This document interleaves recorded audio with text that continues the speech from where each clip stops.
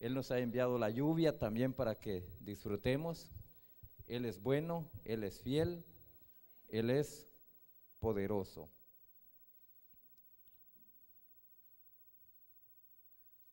En esta noche, pues quiero dar la bienvenida al hermano Julio, su esposa, su niña, y también veo unas hermanas que pienso que andan con usted, hermano Julio. Me gustaría que se pongan en pie los que andan con el hermano Julio para que les demos la bienvenida.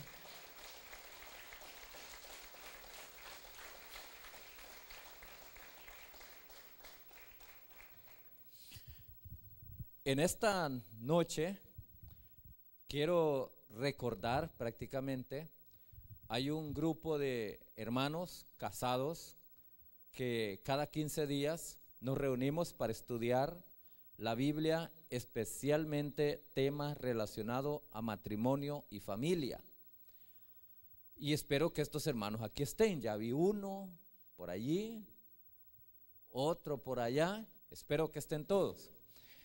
Cada 15 días, pues hoy no estuvimos con ellos porque estamos aquí en este tiempo y no específicamente vamos a referirnos al tema que correspondía para el día de hoy, pero sí voy a compartir un tema que va muy relacionado a familia. Hemos orado, pero creo que vale la pena también tomar en cuenta algunas consideraciones de lo que la Biblia nos advierte, nos enseña y nos explica también.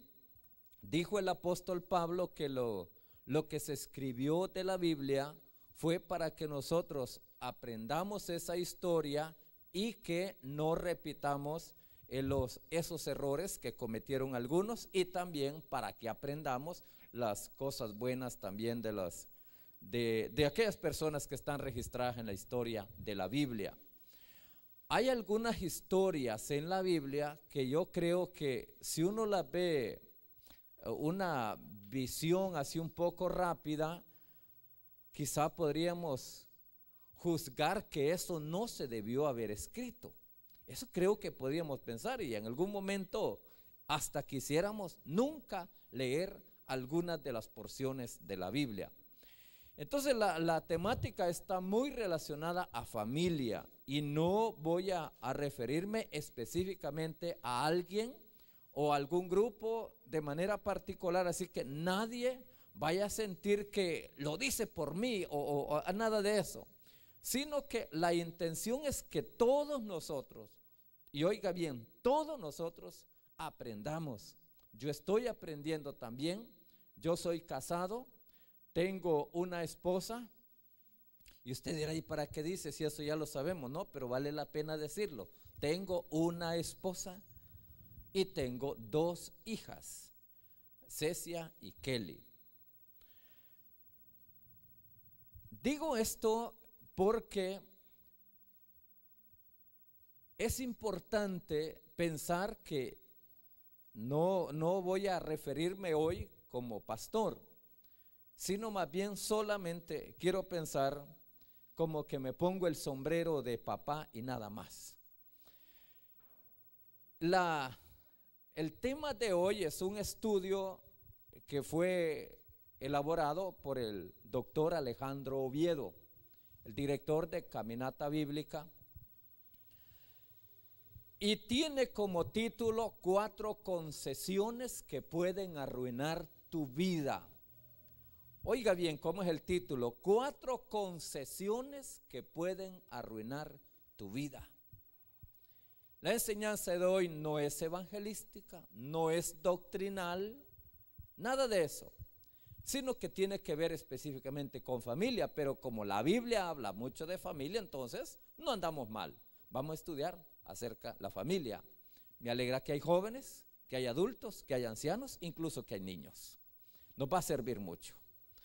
4, ¿cómo le dije el tema? Ahí está, ¿verdad? 4 concesiones que pueden arruinar su vida. Y cuando hablamos de concesiones, porque hay muchos términos parecidos, nos referimos como una especie de permiso que uno mismo, que nos damos a nosotros mismos en algún momento, porque consideramos que no es tan peligroso, que no es tan malo, y que abrimos un poquito, concedimos ese permiso y allí vamos concediendo algo más, más y más y más, hasta que, si no se hace un alto, se hacen 4 concesiones. Quizá hay más, pero esas 4 es suficiente para una desgracia como persona, como familia. Quiero advertir que nosotros, los que ya conocemos al Señor, estamos expuestos a cometer errores. Estamos expuestos. Tenemos la posibilidad de cometer algunos errores. Cuando estudiamos el tema acerca de la doctrina de santidad, hay una pregunta que siempre sale a la luz, es: ¿puede un cristiano pecar? Y luego la otra pregunta, porque se habla de la entera santificación, el bautismo en el Espíritu Santo, y si una persona ya fue lleno del Espíritu Santo, ha sido bautizado, es completamente santificado, luego la pregunta: ¿y puede pecar? Y se arma todo un debate, que puede, que no puede, que si peques, que no fue lleno, que no fue, y eso es lo que se argumenta. Pero al final, la posición que, al menos la que hemos aprendido, es que puede, en el sentido de que existe la posibilidad de que en algún momento de su vida puede cometer un pecado. Claro que no debe hacerlo, pero que existe la posibilidad, existe. ¿Qué sucede entonces cuando concedemos algunas cosas? Tengo aquí en la siguiente, tal vez los muchachos logramos ir a tono con esto. ¿Qué es entonces una concesión? Es renunciar a una verdad absoluta para abrazar una verdad relativa y así ganar un asunto. Usted dice, eso no está en la Biblia, pero bueno, es un concepto. Renunciar a la verdad absoluta para abrazar una verdad relativa y así ganar un asunto. El día viernes por la noche hablé con la hermana Telmita y yo le explicaba eso de la verdad absoluta y la verdad relativa. Y le explicaba a la hermana que la mayoría de las personas que se congregan en la iglesia no creen en verdades absolutas, sino que creen en verdad relativa. Y le voy a mencionar un ejemplo. Una verdad absoluta: no robarás. Esa es una verdad absoluta. Ahora bien, una verdad relativa sería más o menos así: depende. ¿Verdad que sí? Depende. Si es por necesidad. Y luego surge toda una serie de argumentos humanos. A eso se le llama verdad relativa. Renunciar, mire, renuncia a la verdad absoluta. Hace muchos años yo daba la escuela dominical aquí, la que está dando el hermano Selvin. Yo recuerdo que leí un artículo que dice que la iglesia evangélica rechaza la práctica del aborto. Y hubo muchos comentarios. Pero ¿y si la joven fue violada? Pero sí, y comienza toda una serie de argumentos. Bueno, le digo, esto es lo que creemos. Esto se le llama verdad relativa. Ya cuando uno comienza a cuestionar y todo esto, es como la famosa historia aquella de la tesis, antitesis y la síntesis. Usted presenta una tesis, entonces alguien presenta la antitesis y después de todo un debate, entonces se saca una conclusión, lo que se llama síntesis. Entonces eso es lo que muchas veces nos ha hecho daño. También implica otorgarse permiso. Mire, otorgarse permiso para bajar los estándares morales para ganar algo. Otorgarse permiso. Y aquí no voy a mencionar ejemplos, pero muchos de nosotros nos damos permiso a nosotros mismos, ¿verdad? Y no, aquí no voy a mencionar ejemplos, ya ustedes ya lo saben. Otorgarse permiso para bajar los estándares morales para ganar algo. Más bien, no los quiero dejar picados, voy a usar un ejemplo. Visité, no fue aquí, estaba en otro lugar, a una hermana que tenía pulpería en aquel tiempo. Y vi lo que hay allí lo que había, y vi las cajillas de cigarros que estaban allí. Una hermana en la iglesia. Ya aclaré que no fue aquí en Juticalpa, fue en otro lugar. Y entonces yo le pregunté, ¿y por qué vende cigarros? No, dice, es que toda la explicación que ustedes ya saben, que ella no está de acuerdo, ella no esto, pero como la gente busca y al cliente hay que, ya ustedes saben lo demás, ¿verdad? Eso es otorgarse un permiso. Un cristiano se otorga un permiso, ¿para qué? Para bajar los estándares morales para ganar algo. Hay una ganancia económica y podría ser otro tipo de ganancia. Eso nos hace daño muchas veces. Ahora bien, ¿qué es lo que sucede entonces cuando se dan las concesiones? Hay algunas razones por las cuales uno va permitiendo. No es que permite de una sola vez, sino que va permitiendo poco a poco hasta que estaba bien hundido. Razón número 1, ¿por qué otorgamos ese permiso? Número 1, porque la idea parece correcta. Oiga bien, la idea ¿qué es? ¿Qué dijimos?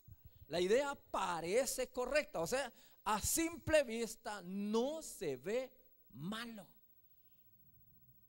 Es cuando la gente le pregunta, más o menos así, y a veces a mí me preguntan, ¿es pecado tal cosa?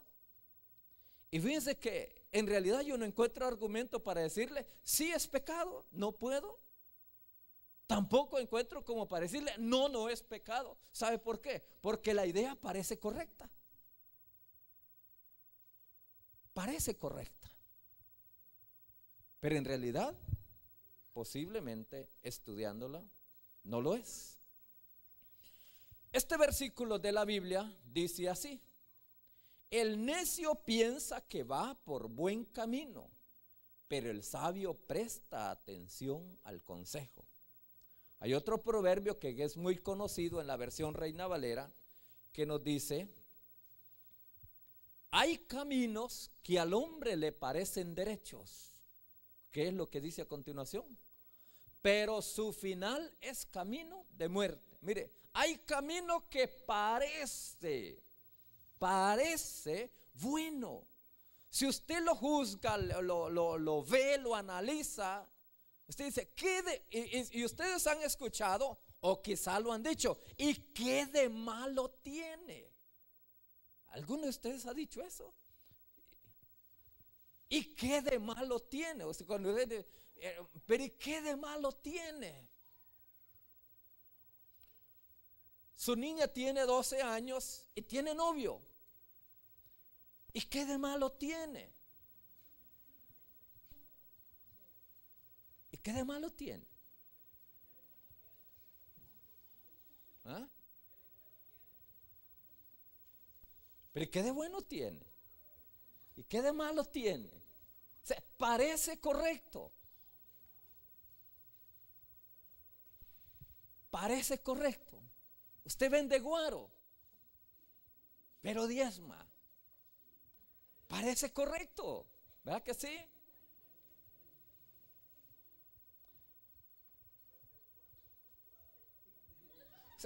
O sea, mire la frase, parece. Hay caminos que el hombre considera rectos. O sea, se ve bueno.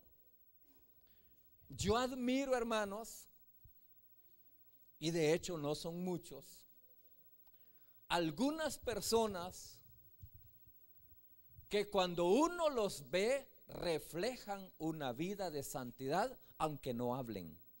Se ve un reflejo de santidad en su vida. Entonces la primera es que parece correcto.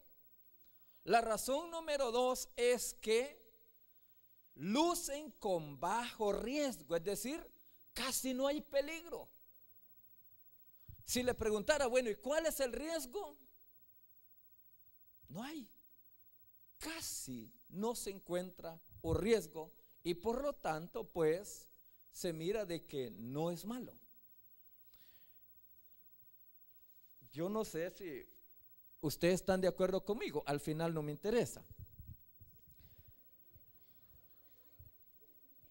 Es la pregunta de muchos, ¿y es malo beber cerveza? O sea, una pregunta. O sea, ¿cuál es el riesgo? Solo es una. ¿Cuál es el riesgo?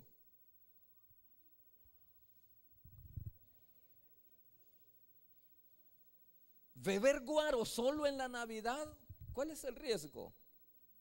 Solo es una vez al año. ¿Cuál es el riesgo? O sea, parece que el riesgo es mínimo. Entonces, habría que prestar mucha atención en aquellas decisiones que el riesgo es mínimo. Parece que poco se va a perder.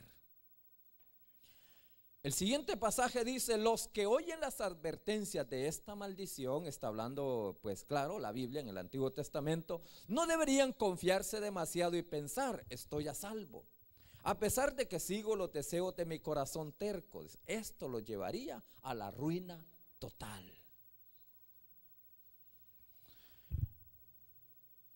Seguimos. La razón número 3. Vamos a ver si estamos en clase. ¿Cuál era la primera? Parece correcta. La número 2 es poco riesgo. O sea, casi no hay nada que perder. Y la siguiente, la número 3, parece sensata. Es cuando nosotros decimos, me parece bien. Yo lo he dicho un montón de veces y digo, qué gran error. Porque es a mí que me parece, pero no significa que está correcto. Es a usted que le parece bien, pero no significa que está correcto. O sea, parece sensata la idea, la acción, la actividad. Parece sensata. El versículo que yo les decía, hay caminos. Repitámoslo, hay caminos que el hombre considera rectos, pero que al final conducen a la muerte. Hay caminos que el hombre considera rectos, o sea que usted no le ve ningún problema, usted no ve que hay peligro, pero al final lo que le espera es la muerte. La número 4, se trata de justificar. Ahora aquí, cuando hablo que se trata de justificar, ya va un poquito más hondo. Es como cuando nosotros decimos más o menos así. además de eso, yo no soy el único, si todos lo hacen.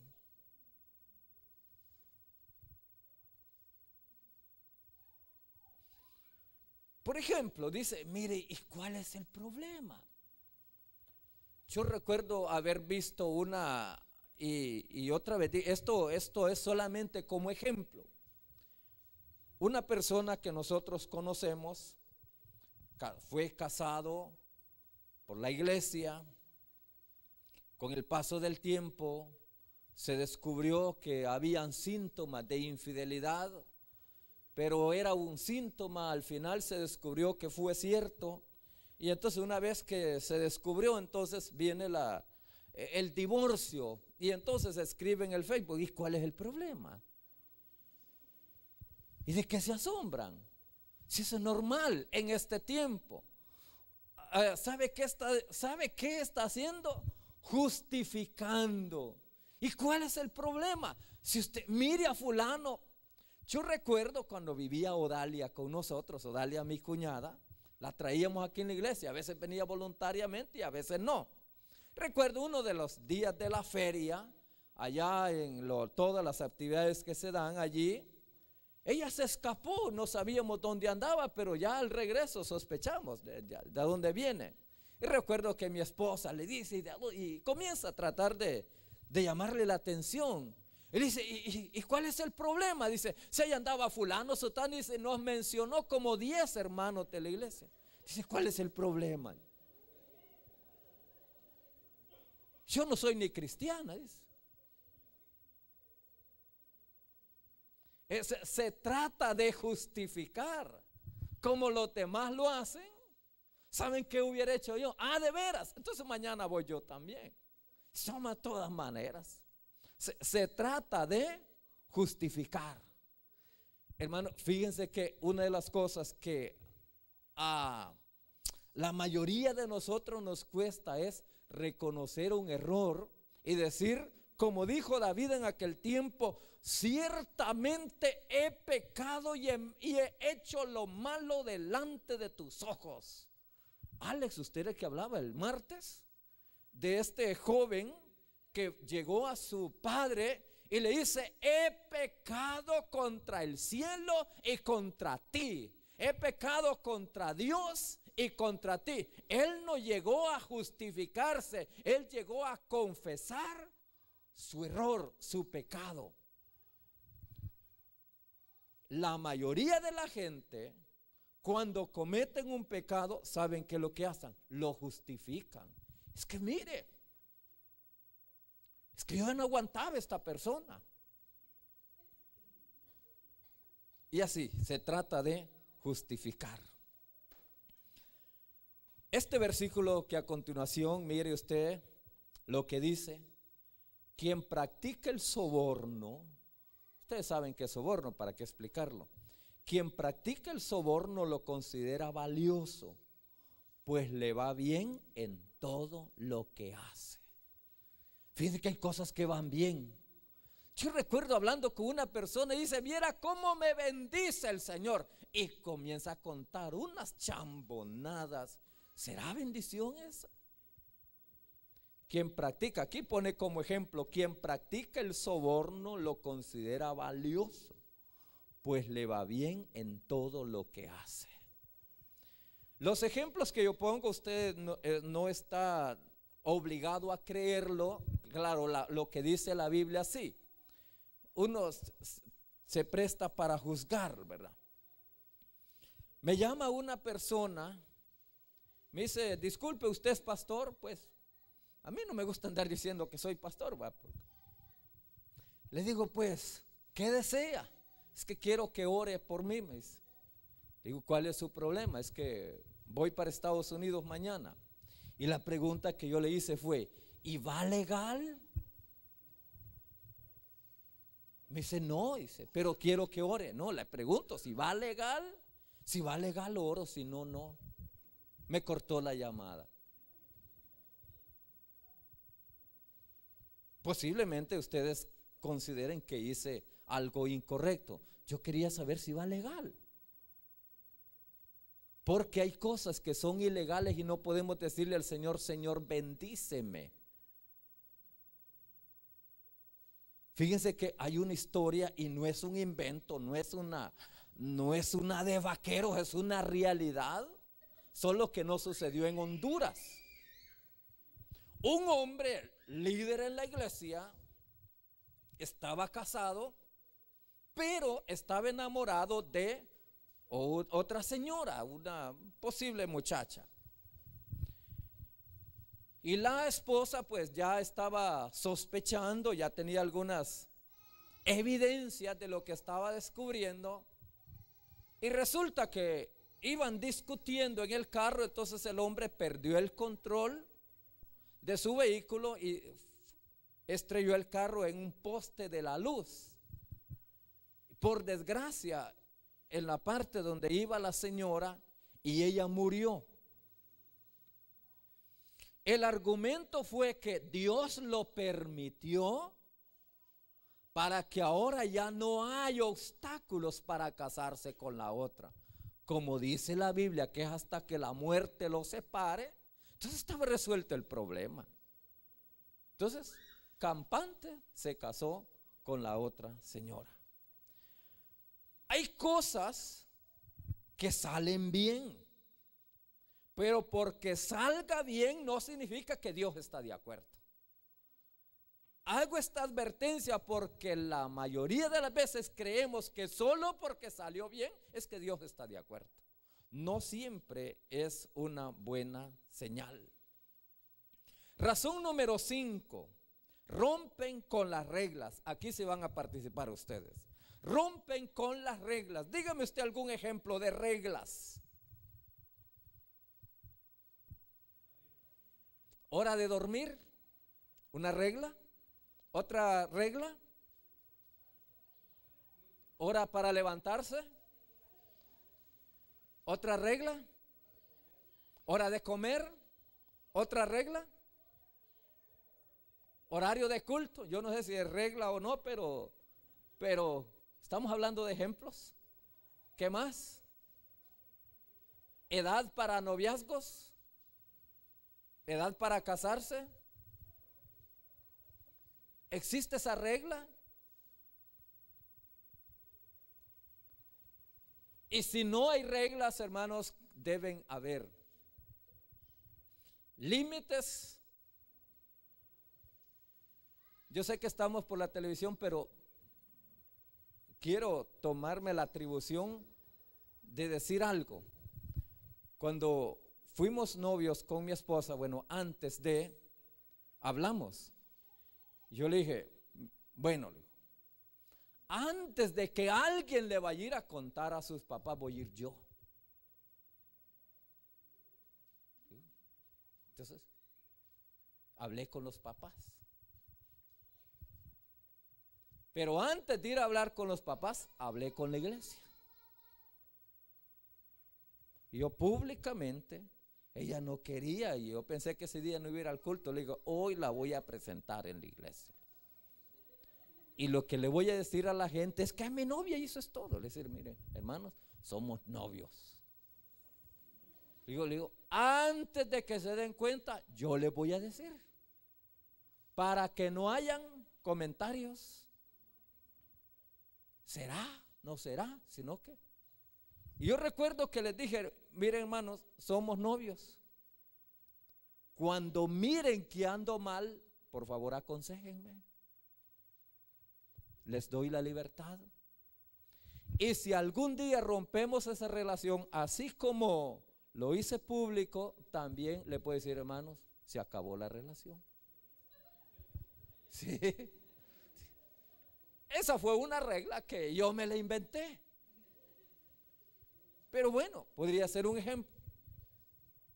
Hablé con ella qué día, 2 días a la semana iba a ir a visitarla a la casa. Y me daban ganas de ir otro día, pero ya había puesto cuáles eran esos 2 días.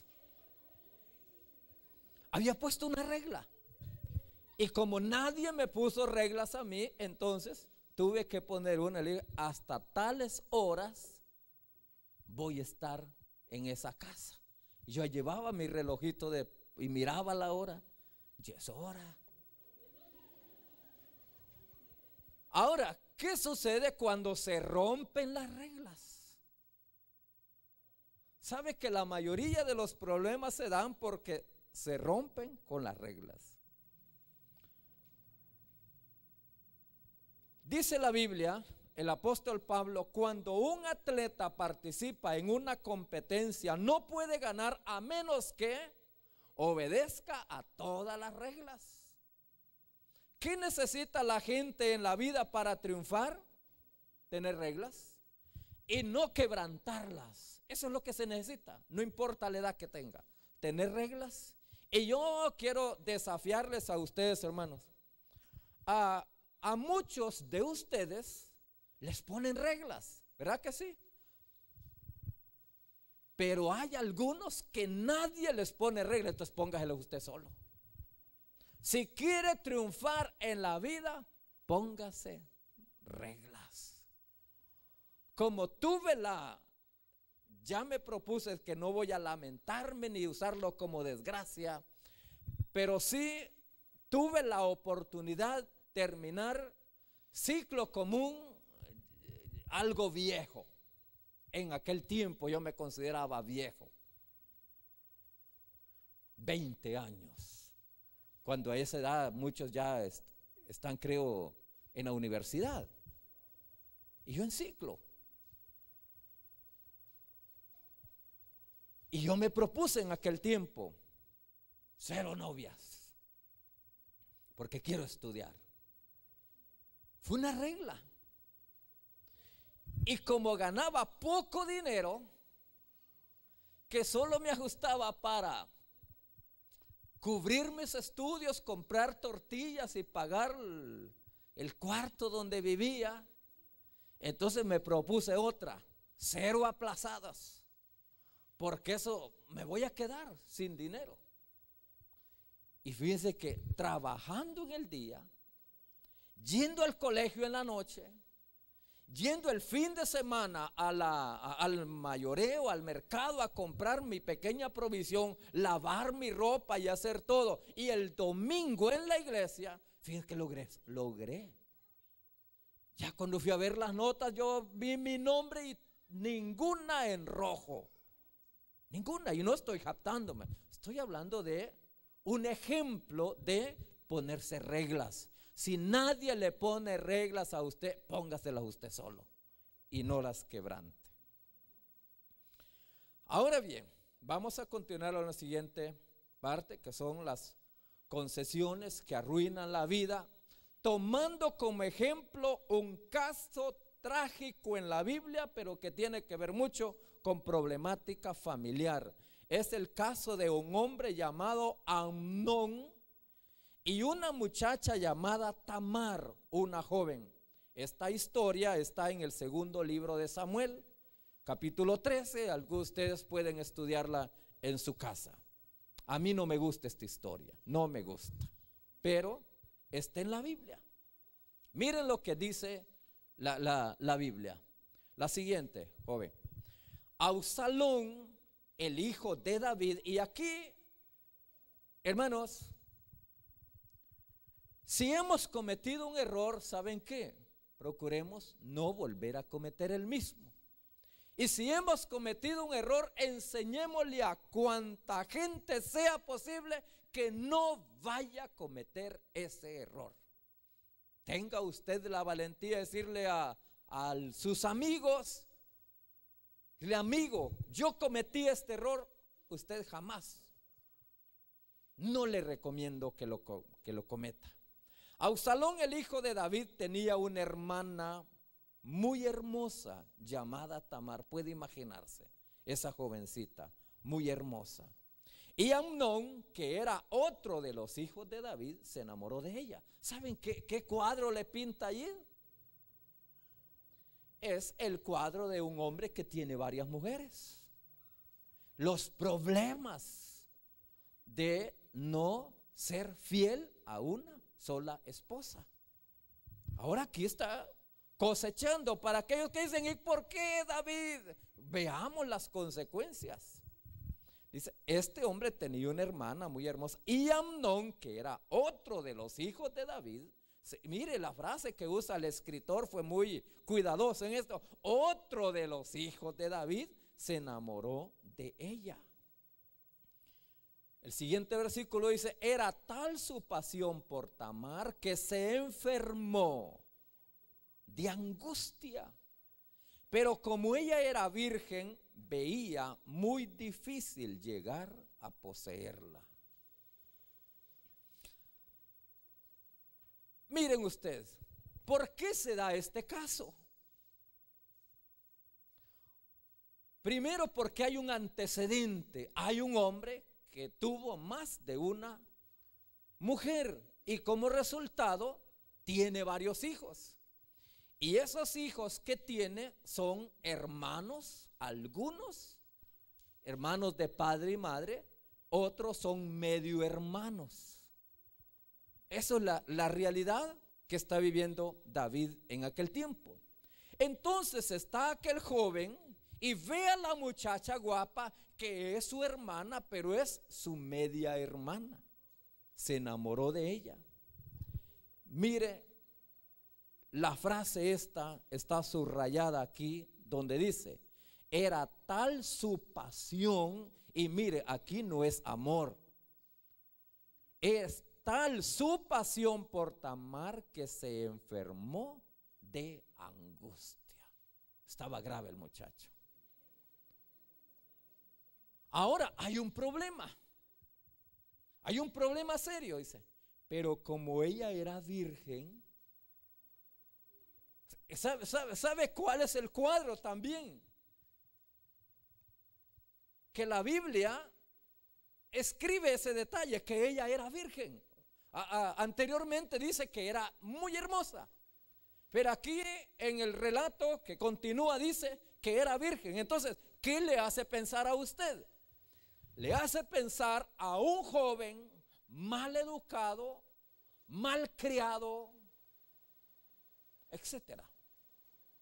Piensa en ese joven, pero luego piensa en la muchacha, que una muchacha joven, hermosa, y es tan hermosa y es virgen. ¿Saben qué le hace pensar? Que es honrada, que es decente, porque a pesar de que es tan guapa, es virgen. Dice, era virgen y era muy difícil para él llegar a poseerla. Ese era el problema. ¿Cuál es el problema de la muchacha? Su virginidad. Este cuadro que a continuación está, dice, de una de las estadísticas, que el 57% de las niñas o niños adolescentes informaron que su primera relación sexual fue con su novio. Pero mire lo que dice la estadística, adolescentes. No está hablando de personas mayores, personas adultas, sino adolescentes. Ahora, ¿sabe cuál es el problema? Porque la mayoría de las personas, y aquí si voy a ser enfático, y aquí los varones no les voy a caer bien.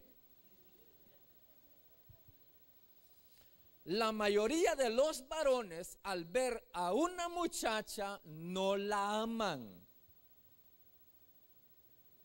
¿Saben qué? La desean, que es muy diferente. Y repito, no la aman, la desean. Pero claro, el muchacho no va a llegar donde ella y le va a decir a la muchacha, fíjate que yo quiero quitarte la virginidad para darme ese gusto. No se lo va a decir. Le va a decir que la ama tanto, que vive para ella. O sea, ustedes saben todo lo que va a decir. Bueno, ¿para qué decirlo? Pero la intención no es buena.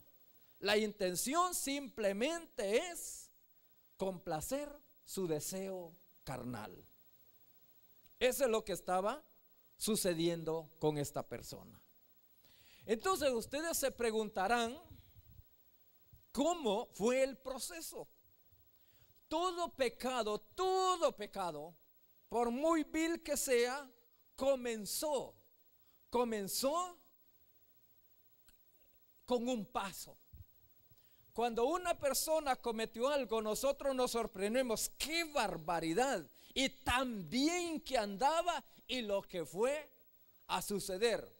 En realidad lo que sucedió solo fue que explotó una bomba que hace mucho tiempo se ha venido fabricando. Y vamos entonces a aprender cuáles son los pasos normales, lo que le puede suceder a cualquier persona para cometer cualquier pecado. Número 1, primero, jugar con la idea. Jugar con la idea. Y aquí no vamos a especular de santos ninguno de nosotros. Todos nosotros, más de algún momento en la vida, se nos ha ocurrido una idea que no es correcta. ¿Verdad que sí? Digan amén. ¿Verdad? Es cierto. Más de algún momento hubo una idea. Idea de infidelidad, idea de robar, idea de etcétera. Hubo una idea. Y el problema, allí no hay nada malo, a cualquiera le puede suceder. O sea, nadie está exento de ello. ¿Saben dónde está el problema? El problema está en esto, mire, que se ponga a jugar con esa idea. Ahí está el problema. El problema no está, como decía aquel, que los pájaros vuelen sobre su cabeza, sino el problema sería dejarlo que haga nido en su cabeza. Entonces, ¿dónde está el problema? El problema de jugar con la idea.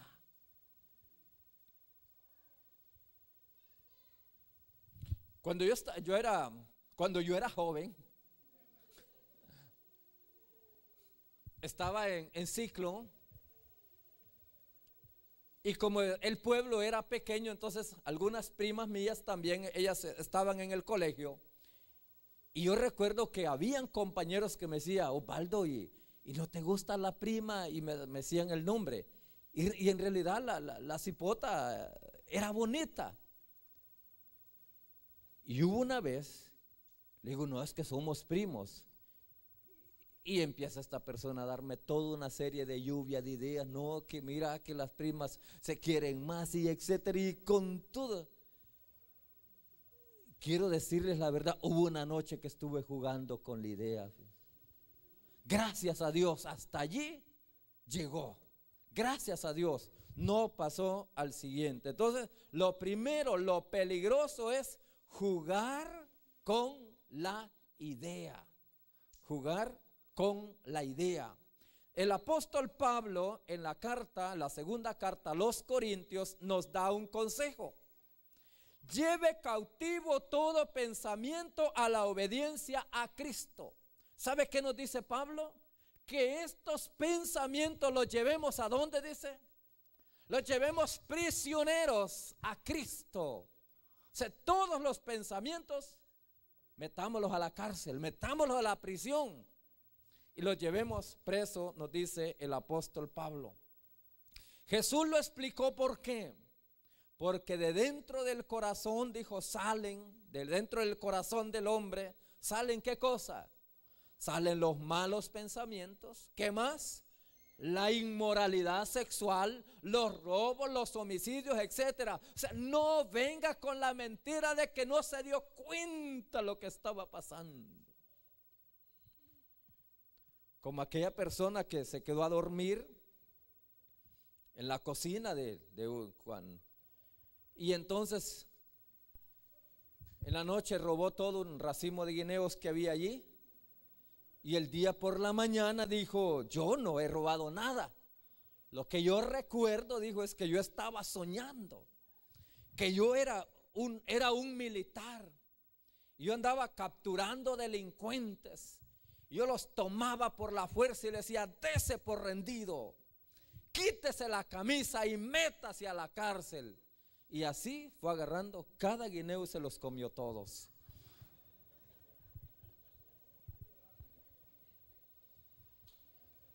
Y después el siguiente día dice que él no se dio cuenta, que fue soñando. La Biblia dice que del corazón del hombre ahí salen todos los malos pensamientos. Los malos pensamientos, o sea, todo lo que sucede en la vida del ser humano fue planificado y allá comenzó a germinar la semillita allá en el corazón y siguió trabajando. Entonces mire usted, el primer paso, Amnón ve a la joven y como era muy hermosa, se enamoró de ella, descubre el problema, pero que el hombre se dedicó a jugar con la idea. El pasaje a continuación dice: sin embargo, Amnón tenía un amigo muy astuto llamado Jonadab, el cual, y mire usted, el cual era sobrino de David. Miren, ¿de qué estamos hablando? La misma familia. Miren, en cualquier enredo, ¿saben quién está involucrada? La familia, fíjense. En todo enredo de desastre, ahí está involucrado alguien, el primo, el sobrino, alguien. Y mírense, este hombre tenía un amigo muy astuto llamado Jonadab, el cual era sobrino de David, pues era hijo de Simea, hermano de David. Un día Jonadab le preguntó a Amnón: oye, cada día te veo más delgado y tú eres el hijo del rey, ¿no me vas a decir qué te pasa? Entonces Amnón le dijo: es que estoy enamorado de Tamar, la hermana de mi hermano Absalón. Entonces Jonadab le aconsejó. Aquí me voy a detener un poquito. Y aquí sí voy específicamente solo con los jóvenes y las jóvenes. Frase común de los jóvenes: mis amigos, mis amigas sí me comprenden. ¿Verdad que sí? Mis amigos y mis amigas sí me comprenden. Amnón, si Amnón le hubiese confesado su debilidad a una persona madura, a una persona decente, a una persona correcta, lo hubiese aconsejado correctamente y quizá no hubiera sucedido lo que sucedió. Pero como a quién le dijo: a su amigo, que están casi en la misma edad y con el mismo comportamiento, dice, y le aconsejó. Creo que Amnón dijo más o menos así: mi amigo sí me comprende, mi papá no me va a entender, mi madre tampoco, pero no hay como mis amigos. Amén, jóvenes, ¿verdad que sí dicen? Ay, mis amigas sí me entienden, mis amigos de la calle, ellos sí me comprenden, pero mi padre nada. Ahora bien, también voy a mencionar algo, hermano. Todo mundo le da de consejero, cualquiera. Usted tiene un problema, yo le aseguro que cualquiera le da un consejo. Cualquiera. El problema es: un buen consejo no lo da cualquiera. Por eso, cuando uno de nosotros tenga problemas, ¿saben qué hay que hacer? Hay que buscar consejo. ¿Pero a quién? A cualquiera no. A cualquiera no. Porque aquí dice que lo aconsejó. ¿Quién lo aconsejó? Su amigo. ¿Todos los que aconsejan lo hacen bien? No. Y yo quiero darle un consejo: si usted no da buenos consejos, mejor no hable.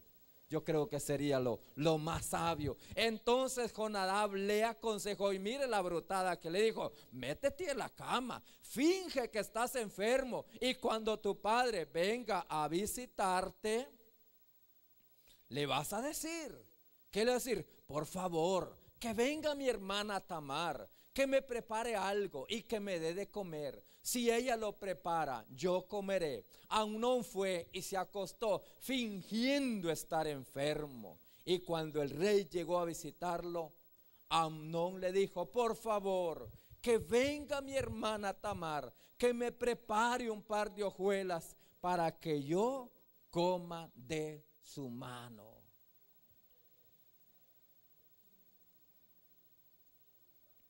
¿Cuál es el primer paso? Jugar con la idea.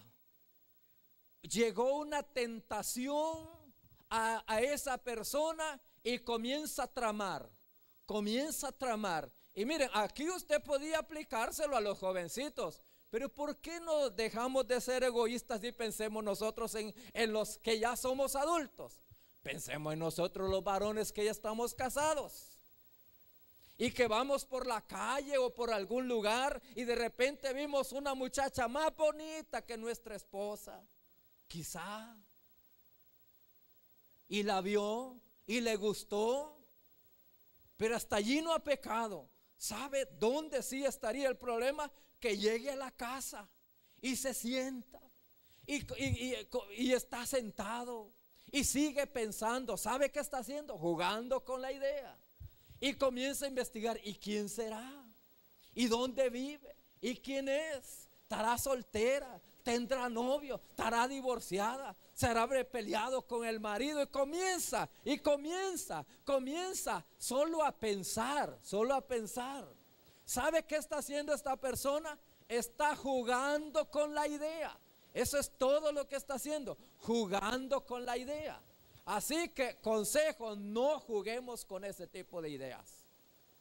No juguemos porque es peligroso. Entonces está jugando con la idea. ¿Sabe qué? Si dedica toda la tarde, toda la noche a planear, ¿saben qué va a hacer el siguiente día? No soy profeta, pero le aseguro que bien que lo hace. Investigar cuál es el número, o ir al Facebook y ya la busca y lo encuentra. Se hacen amigos, ya está jugando con la idea. Así comienza la cosa. Entonces, lo primero, jugar con la idea. Número dos, tomar la iniciativa. Mire, ahora ya lo que hace, el ejemplo que yo les ponía, ¿sabe cuál sería? Ya comienza a investigar qué número tiene. Ya comienza a investigar su Facebook. Ya comienza a investigar dónde vive. Ya comienza a investigar toda la información que quiere hacer. Entonces, toma la iniciativa. Los rectos, dice la Biblia, y mire, yo quedé pensando que este proverbio, ¿por qué dice esto? Porque debería decir que los malos son malos. Pero mire lo que dice el versículo. Ustedes ya lo vieron lo que dice. Los rectos, ¿de quién está hablando? Los rectos, los que andan bien. ¿Qué sucede? Se apartan del mal camino. ¿Y por qué se apartan? Porque se ponen a jugar con algunas ideas. David llamó a Tamar de su casa y le dijo: ve por favor a la casa de tu hermano Amnón. Miren, de esto yo creo que podíamos sacar nosotros una cantidad de lecciones. Ve por la casa de tu hermano Amnón y hazle algo de comer. Tamar fue a la casa de su hermano Amnón, que estaba acostado. Al llegar, tomó harina y la amasó e hizo ante él unas hojuelas y las coció. Luego sacó de la sartén las hojuelas y se las sirvió, pero él no quiso comer, porque como él no tiene hambre. Sí, ¿verdad? Él no quiere. Es como cuando le dice: vamos a ver el partido de fútbol. No le gusta el fútbol, es otra cosa que busca. O cualquier otro lugar. Dice, no quiso comer, sino que ordenó que todos sus sirvientes se salieran, es decir, que lo dejen solo. En cuanto estuvieron solos, Amnón le dijo a Tamar: trae las hojuelas a mi alcoba y sírveme de comer. Tamar llevó a su hermano las hojuelas que le había preparado, y en cuanto ella las puso delante de Amnón, él la agarró y le dijo, ya pueden imaginarse quizá que el hombre que tiene más fuerza y la toma quizá de la mano y le dice: ven, hermanita. Esa frase hermanita yo me la imagino no en tono cariñoso como de un hermano sano. Ven, hermanita, acuéstate conmigo. Pero ella le respondió: no, hermano mío, no te aproveches de mí. Eso no se hace en Israel. No cometas tal vileza. ¿Saben qué? Esta jovencita tenía principios. Tenía principios. Porque le dijo no. Eso no se hace, y ni siquiera dijo en mi casa, sino en todo Israel. Eso no es práctica. No cometas tal vileza. El siguiente texto dice: si me deshonras, ¿a dónde podría ir yo a esconderme? Además, tú serías señalado en Israel como un hombre perverso. Le está advirtiendo: yo te ruego que hables con el rey. Él no se opondrá a que yo sea tu esposa. Está hablando de matrimonio, aunque no tan correcto, pero dice: es peor que lo primero. Ahora entonces aquí se llama ya cuando se toma la iniciativa. Se toma la iniciativa. Quiero, hermanos, hacer algunas reflexiones. Ya dijimos lo perverso de aquel hombre, pero también hablamos de lo sano que era la muchacha. ¿Creen ustedes que esta muchacha era sana? Sí. Era una muchacha también, quiero decir, era una muchacha inocente. O sea, es una de esas muchachas que no son mal pensadas, que aún al pícaro creen que es santo. ¿Saben ustedes que por lo general las personas víctimas, por lo general son inocentes? Se confían demasiado. Y es allí donde nosotros los adultos tenemos la responsabilidad de advertir. Hermanos, yo quiero decirles algo. Si su hija se va para el baile, que se vaya sin su permiso, pero que no sea que usted se lo dé. Porque el más culpable de cualquier fracaso no sería la muchacha, sino quien le dio el permiso. Cuando yo veo las noticias, adolescentes en carros 3.0, carros de agencia hechos pedazos y el muchacho muerto o casi muerto o algo, yo siempre digo: este muchacho no tiene toda la culpa. Quien compró ese carro, quien le dio las llaves, quien le dio el permiso, tiene más culpa. No sé ustedes qué piensan, pero al menos eso es lo que yo pienso. ¿Sabe? Esta jovencita, aquí a David le faltó, a David, pero también le faltó a la mamá de Tamar, porque no fue ella. ¿Se ha puesto a pensar en eso? Tiene su jovencita, su muchacha, y dice: este tipo no me la hace buena, yo voy a ir y está bien, yo voy a entrar y vamos a servir la comida juntas, que la prepare mi hija, porque aquel tipo tiene hambre, pero yo allí voy a estar. No hubiera sucedido nada si allí hubiese estado la mamá. ¿Se han puesto a pensar en eso? Si la mamá hubiese ido con ella. Aquí la Biblia nos hace un registro que la mandaron a ella sola a dar allá donde está el lobo. A ella sola. Yo dije un consejo el sábado pasado, recuerdan, hermanos, hace 15 días, dice: a nuestros hijos no se los confiemos a nadie. Y hay una hermana en la iglesia que me dio ese consejo a mí. Y dice: y a nadie es a nadie.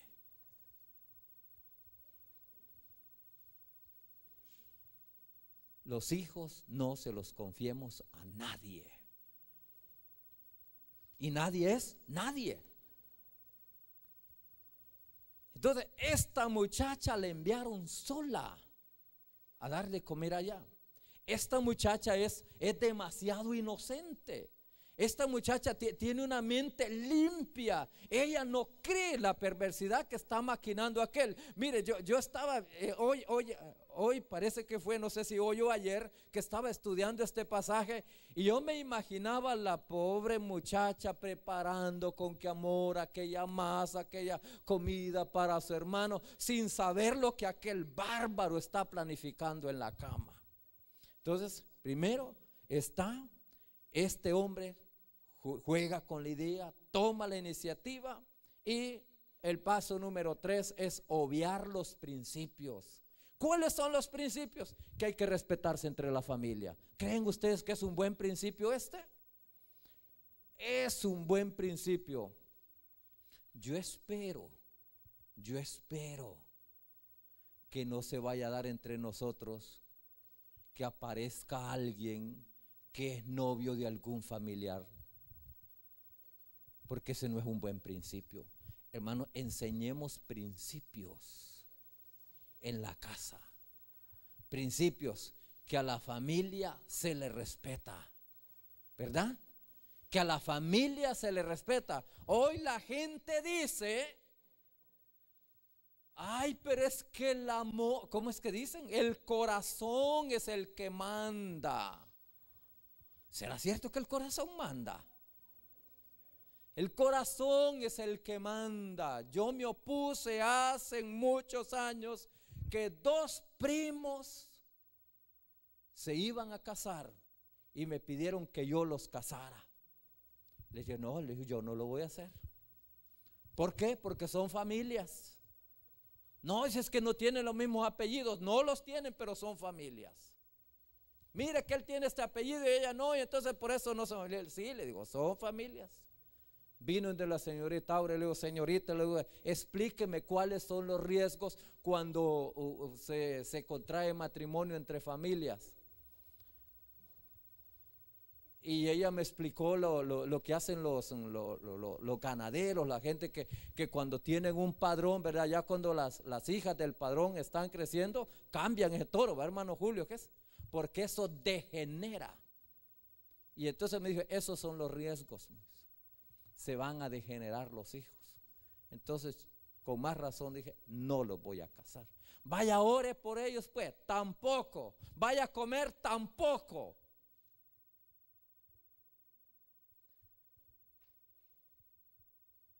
Yo les aseguro que estuve un buen tiempo que yo era el peor pastor que tenía esa iglesia. Pero no lo hice. Porque al menos yo considero que es un principio que entre las familias hay que respetarse. Y no me venga con el cuento que Dios le habló y le dijo que va a ser su esposa. Aún así, entre las familias hay que respetarse. Obviaron los principios. No abandone, dice la Biblia, el consejo de Dios. Pero Amnón, la muchacha, le dice, habla con mi papá.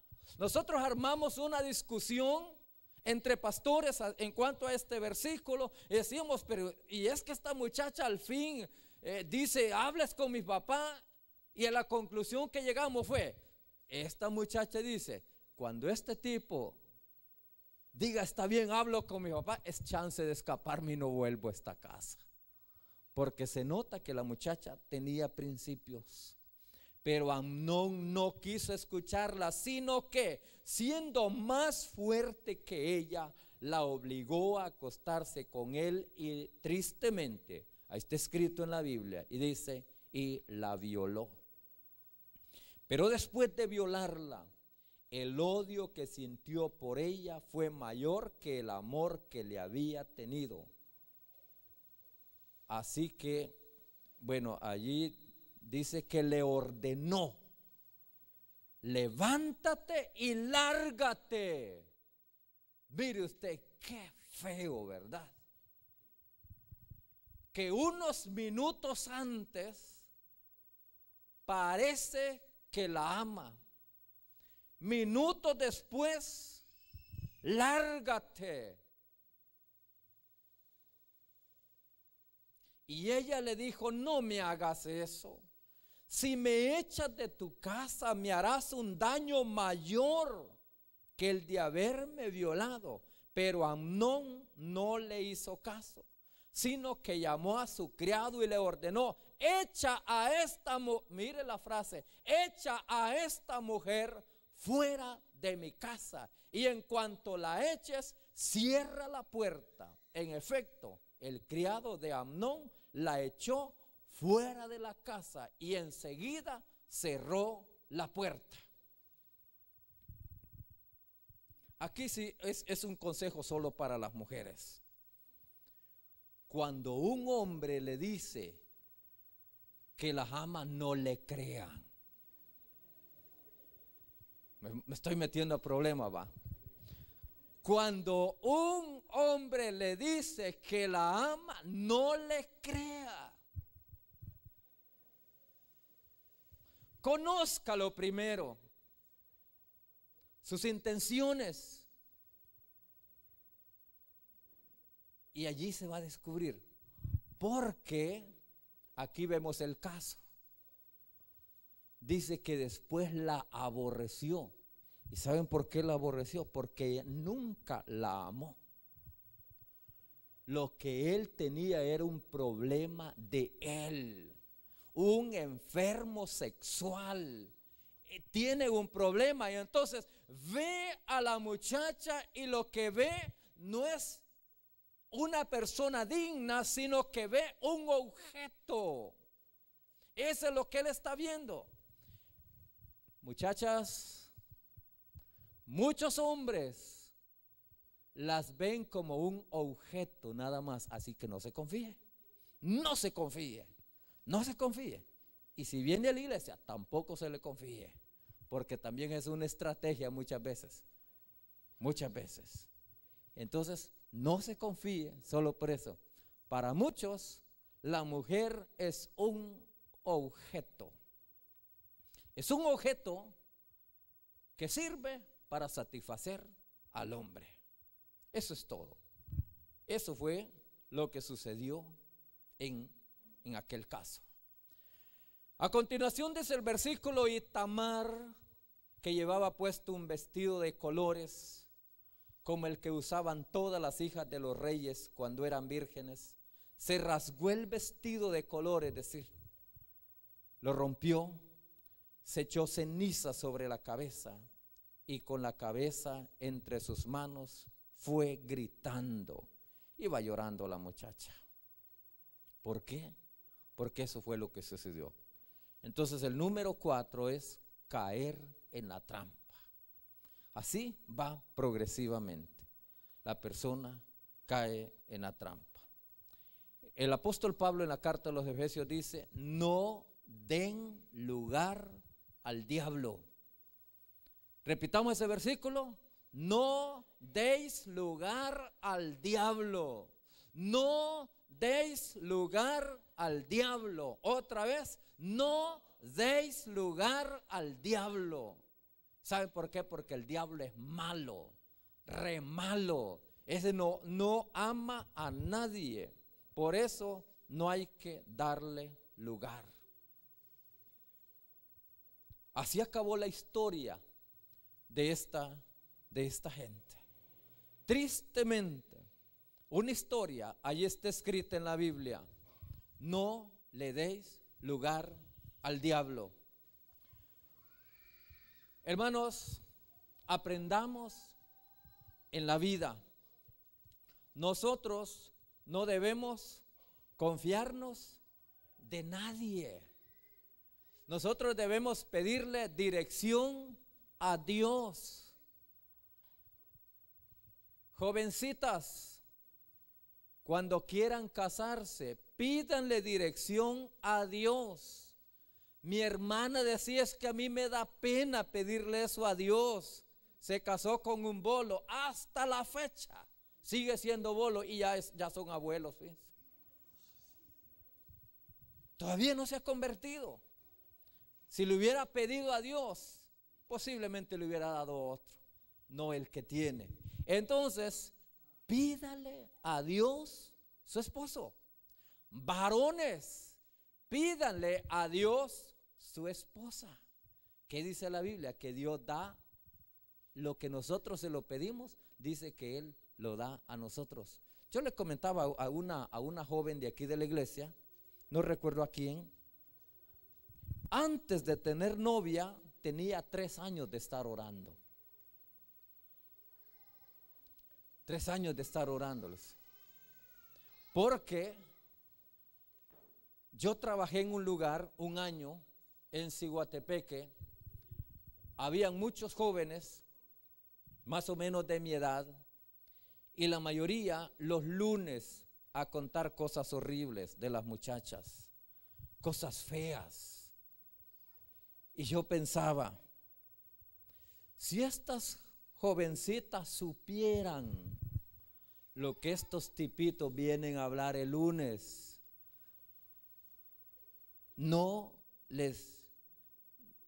yo creo que ni la palabra, si supieran lo que vienen a hablar de ellas el día lunes.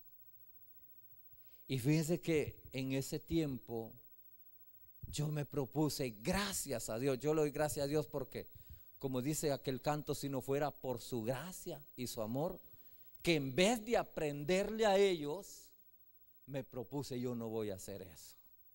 Y yo no quiero tener un montón de novias, solo quiero tener una. En aquel tiempo pensé eso, nadie me aconsejó, la pura misericordia del Señor. Y pensé, solo quiero tener una.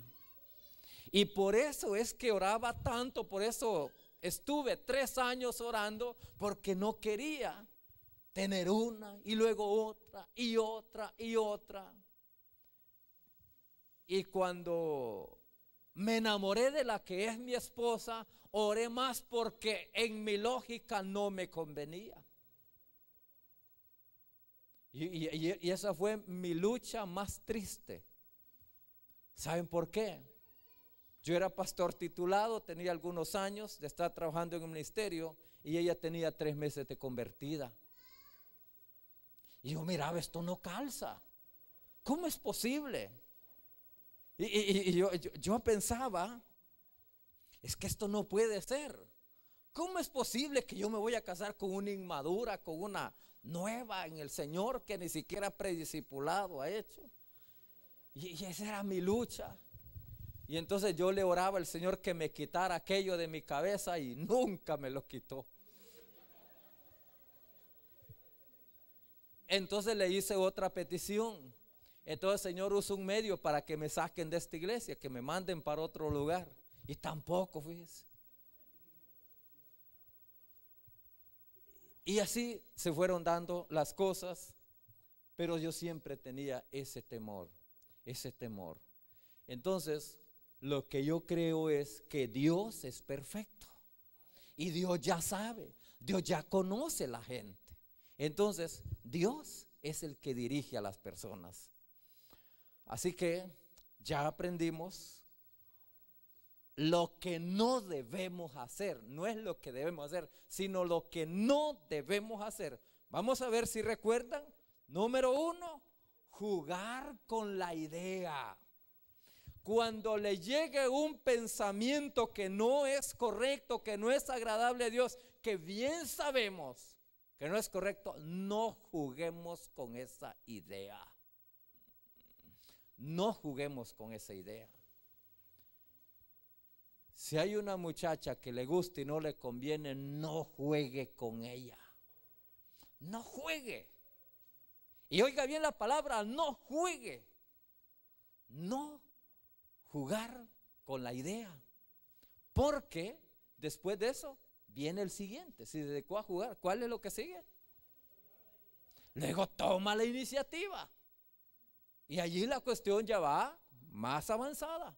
Más avanzada. Allí todavía puede hacer un alto, arrepentirse, pedir perdón a Dios, rectificar, porque todavía no ha cometido algo que produce un daño. Ajá, pero si tomó la iniciativa y no hizo un alto, ¿qué sigue? Obviar los principios. Es cuando le dicen, mira, no conviene yugo desigual, eso no le importa. Mira que son familias, tampoco. Mira que es hija de un delincuente, tampoco. O sea, llega un momento que los principios no valen. Es que mira que ese hombre tiene 3 mujeres ya y ahora con vos van a ser 4. No importa, nos amamos. O sea, cuando ya comienza a obviar los principios, ya el problema es serio y muy serio. Y ya cuando le dicen no se meta con mi vida porque es muy mía y a usted no le importa, allí la cuestión va grave, va grave. pero todavía puede cambiar, arrepentirse de ese pecado. La Biblia dice que el que confiesa sus pecados, Dios le escucha, Dios le perdona, pero el que no lo confiesa, dice la Biblia, que le va a ir mal. Pero allí todavía hay esperanza. Obviar los principios, pero claro, allí la cuestión ya va más peligrosa. Y después cayó en la trampa. Ya allí sí, ya no.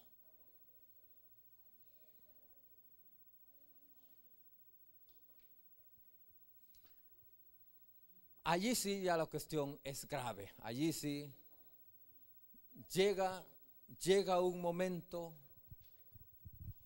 cuando la persona no lo detiene nada ni nadie. Allí es triste. Cuando ya la persona está obcecado, cuando ya no se esconde de nadie, cuando la cuestión, ya cuando perdió la vergüenza, cuando perdió todo, allí el caso es grave. Pero aún de allí Dios lo puede levantar. Claro que ya bien golpeado, bien herido, que no es lo correcto. Hermanos, entonces he llegado al final de esta reflexión. La intención de esto, hermano, es que nosotros aprendamos a vivir como cristianos y aprendamos a corregir debilidades, aprendamos a que las historias que están escritas en la Biblia, que son errores que sucedieron, para que nosotros no los vayamos a cometer. ¿Qué les parece si se ponen en pie, hermanos? Se estira y vamos a repetir los mismos, pero con un no al principio. Por ejemplo, no jugaré con la idea. ¿Qué les parece? Vamos a ver. Primero, no jugaré con la idea. Otra vez, no jugaré con la idea. ¿Lo está diciendo en serio? Sí, no jugaré con la idea. Siguiente. No tomaré la iniciativa. Otra vez, no tomaré la iniciativa. Otro, no tomaré la iniciativa. Siguiente. No obviaré los principios. Los principios no son negociables. No obviaré los principios. Y por último, no caeré en la trampa. Claro, si hacemos todo eso, no vamos a caer en la trampa. No caeré en la trampa. Entonces, hermana Marta. Dios les bendiga. Tomen asiento, hermanos. Vamos a hacer pasar a los sugieres.